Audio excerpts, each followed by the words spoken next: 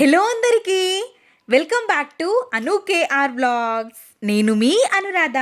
ఈరోజు మన ఛానల్లో రెసిపీ వచ్చేసి జొన్న పిండితో మసాలా వడల రెసిపీలని చూపించబోతున్నాను. చూస్తుంటేనే అర్థమైపోతుంది కదా ఎంత ఎమ్మిగా ఉన్నాయో అనేది. పైన కరకరలాడుతూ లోపల కొంచెం సాఫ్ట్గా తక్కువ నూనెతో చేసుకోవచ్చు. ఇంకా ప్రాసెస్ చూసేద్దాం, వచ్చేయండి. ముందుగా ఒక మిక్సింగ్ బౌల్ తీసుకొని ఇందులోకి 1 కప్పు వరకు జొన్న పిండిని తీసుకుంటున్నాను. ఇది మిల్లులో పట్టించుకున్న పిండి, మీరు ప్యాకెట్ పిండితో కూడా చేసుకోవచ్చు. 1/2 టేబుల్ స్పూన్ వరకు బియ్యం పిండిని తీసుకుంటున్నాను. ఒక పెద్ద సైజ్ ఆనియన్ని సన్నగా ముక్కల్లాగా తరుక్కొని తీసుకుంటున్నాను. 1 పచ్చిమిర్చిని కట్ చేసుకొని తీసుకున్నాను. కరివేపాకుని కూడా సన్నగా తరుక్కొని తీసుకున్నాను. 1 గుప్పెడు కొత్తిమీరని, 1 స్పూన్ వరకు నువ్వులు, 1 గుప్పెడు పల్లీలని తీసుకుంటున్నాను. నేను ఇక్కడ పచ్చి పల్లీలని తీసుకుంటున్నాను. 1 స్పూన్ వరకు పచ్చిశనగపప్పుని కూడా తీసుకోవాలి. 1 స్పూన్ వరకు జీలకర్ర, రుచికి సరిపడా సాల్ట్ని వేసుకోవాలి. మనం ఆల్రెడీ పచ్చిమిర్చి వేసుకున్నాము కాబట్టి ఇక్కడ ఒక 1/2 టేబుల్ స్పూన్ వరకు కారాన్ని యాడ్ చేసుకోవాలి. 1/2 టేబుల్ స్పూన్ వరకు పసుపుని కూడా వేసేసుకొని మొత్తం ఒక్కసారి మంచిగా మిక్స్ చేసుకొని తీసుకోవాలి. మనం ఇక్కడ నువ్వులు, పచ్చి పల్లీలు వేసాము కాబట్టి టేస్ట్ చాలా చాలా బాగుంటుంది. మొత్తం ఒక్కసారి మిక్స్ చేసేసుకొని నేను పిండి ఏ కప్పుతో అయితే తీసుకున్నానో అదే కప్పుతో 1 కప్పు వాటర్ అనేవి పట్టాయి నాకు పిండి కలుపుకోవడానికి. ఎక్స్ట్రాగా ఒక 2 స్పూన్లు మాత్రమే వాటర్ని యాడ్ చేశాను అంతే. అంతకంటే ఎక్కువ వాటర్ పట్టలేదు. మరీ లూజ్గా అవ్వకుండా, గట్టిగా అవ్వకుండా పిండిని ఈ విధంగా నేను చూపించిన విధంగా కలుపుకొని తీసుకుంటే సరిపోతుంది. మనం ఇందులోకి బియ్యం పిండిని కూడా వేసాము కాబట్టి పైన లేయర్ అనేది క్రిస్పీగా, లోపల కొంచెం సాఫ్ట్గా చాలా చాలా బాగుంటాయి ఈ మసాలా వడలు. తప్పకుండా ట్రై చేయండి. ఇందులోకి పల్లీలు, నువ్వులు కూడా వేసాము కాబట్టి ఎక్స్ట్రా రుచిగా ఉంటాయి.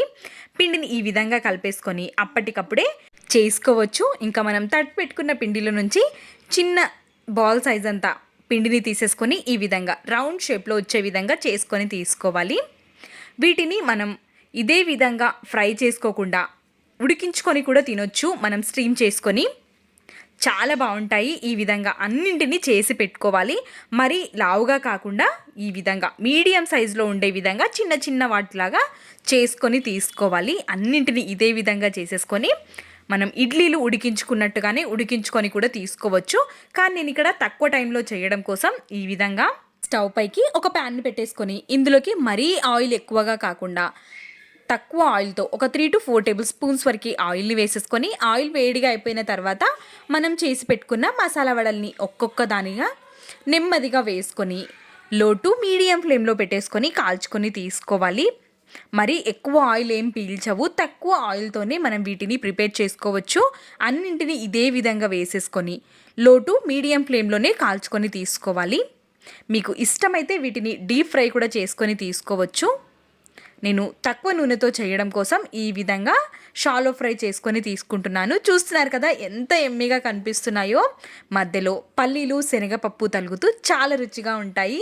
ఈ విధంగా మనం డైరెక్ట్గా తీసివేయకుండా ఒక్క సైడ్ ప్యాన్లోనే పెట్టేసుకొని మిగతా వాటిని కూడా వేసేసి ఆయిల్ మొత్తం సపరేట్ అయిపోయిన తర్వాత ఒక ప్లేట్లోకి తీసేసుకోవడమే. వీటిని స్నాక్గా కానీ ప్రిపేర్ చేసుకోవచ్చు. లేదు అనుకుంటే స్పెషల్గా మనం ఎక్కడైనా పిక్నిక్కి వెళ్తున్నా కానీ వీటిని చేసుకొని వెళ్ళినా చాలా చాలా బాగుంటాయి. తింటూ ఎంజాయ్ చేయొచ్చు. వీటిని మనం 5 to 10 మినిట్స్లోనే ప్రిపేర్ చేసుకోవచ్చు. ఎక్కువ టైం పట్టదు. ఎక్కువ ఇంగ్రీడియంట్స్ కూడా ఏమీ లేవు. అన్ని ఇంట్లో ఉన్న వాటితోనే కాబట్టి తప్పకుండా ఈ రెసిపీని ట్రై చేయండి. మీకు ఈ రెసిపీ యూజ్ అవుతుందని అనుకుంటున్నాను. వీడియో నచ్చితే please like, share and subscribe. చూస్తున్నారు కదా ఎంత ఎమ్మిగా కనిపిస్తున్నాయో. ఇంకెందుకు ఆలస్యం, మరి ప్రిపేర్ చేసుకోండి. Thanks for watching.